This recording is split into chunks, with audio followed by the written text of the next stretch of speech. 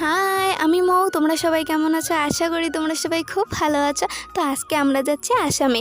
আমি, মা আর বাবা বাড়ি থেকে বেরিয়ে পড়লাম মেন রোডের উদ্দেশ্যে। মেন রোডে এসে দেখি গাড়ি নেই, তো মা বলল জুয়েলারি নেবে, তো সেই জন্য দোকানে চলে এলাম। দোকানে এসে দেখি সে কি দোকানের মালিকও তো নেই।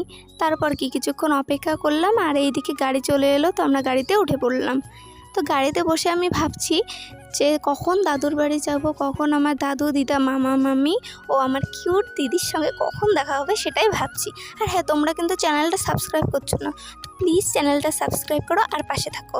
আর এইদিকে দেখো বলরামপুর ব্রিজ, এটা খুবই বড় একটা ব্রিজ। তোমরা কিন্তু চাইলে এখানে ফটোশ্যুট করার জন্য আসতে পারো। তো যাই হোক, কথা বলতে বলতে আমরা কিন্তু তুফানগঞ্জ চলে এলাম। তো এই তুফানগঞ্জ থেকে আমরা ধুবড়ির গাড়িতে উঠবো। তো দেখো বাস চলে এলো, তো বাসে উঠে দেখি সিট আছে। যাই হোক, সিট পেয়ে গেছি, খুবই ভালো লাগলো। তো মা বাসে উঠে পড়লো। তো ওইদিকে দেখো বাবা বলছে যে কি খাবি, তো আমি বললাম পেয়ারা মাখা খাবো। তো বাবা আমাকে পেয়ারা মাখা কিনে দিচ্ছে দেখো।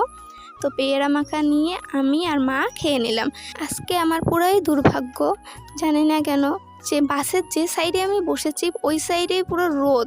তো এই রোদ গরম পেরিয়ে ফাইনালি আমরা আগমনী চলে এলাম। তো আগমনীতে এসে মা নিয়ে নিল মিষ্টি। তো মিষ্টি নেওয়ার পর আমরা বেরিয়ে পড়লাম দাদুর বাড়ির উদ্দেশ্যে।